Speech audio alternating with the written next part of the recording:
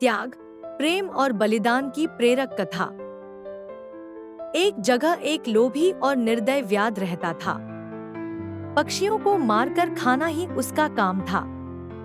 इस भयंकर काम के कारण उसके प्रियजनों ने भी उसका त्याग कर दिया था। तब से वह अकेला ही हाथ में जाल और लाठी लेकर जंगलों में पक्षियों के शिकार के लिए घूमा करता था। एक दिन उसके जाल में एक कबूतरी फंस गई। उसे लेकर जब वह अपनी कुटिया की ओर चला तो आकाश बादलों से घिर गया। मूसलधार वर्षा होने लगी। सर्दी से ठिठुर कर व्याध आश्रय की खोज करने लगा। थोड़ी दूरी पर एक पीपल का वृक्ष था। उस खोल में वही कबूतर रहता था जिसकी पत्नी को व्याध ने जाल में फंसाया था। कबूतर उस समय पत्नी के वियोग से दुखी होकर विलाप कर रहा था। पति को प्रेमातुर पाकर कबूतरी का मन आनंद से नाच उठा। उसने मन ही मन सोचा, मेरे धन्य भाग्य है जो ऐसा प्रेमी पति मिला है। पति देव, मैं तुम्हारे सामने हूँ। इस व्याध ने मुझे बांध लिया है। यह मेरे पुराने कर्मों का फल है। हम अपने कर्मफल से ही दुख भोगते हैं। मेरे बंधन की चिंता छोड़कर तुम इस समय अपने शरणागत अतिथि की सेवा करो। पत्नी की बात सुनकर कबूतर ने व्याध से कहा, चिंता न करो वधिक, इस घर को भी अपना ही जानो।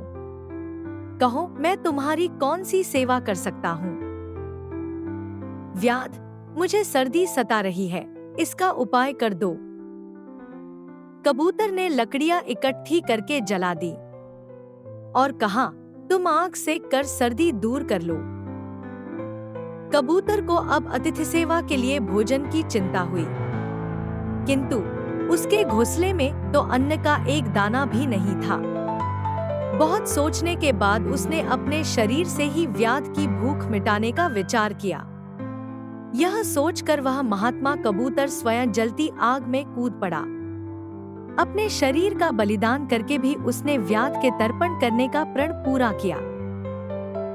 व्याध ने जब कबूतर का यह अद्भुत बलिदान देखा तो आश्चर्य में डूब गया। उसकी आत्मा उसे धिक्कारने लगी।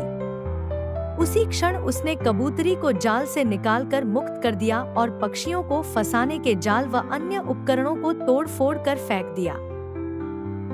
कबूतरी अपने पति को आग में जलता देखकर विलाप करने लगी। उसने सोचा, अपने पति के बिना अब मेरे जीवन का प्रयोजन ही क्या है? मेरा संसार उजड़ गया, अब किसके लिए प्राण धारण करूं?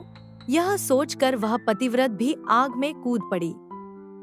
इन दोनों के बलिदान पर आकाश से पुष्पवर्षा हुई। व्याध ने भी उस दिन से प्राणी हिंसा छोड़ दी।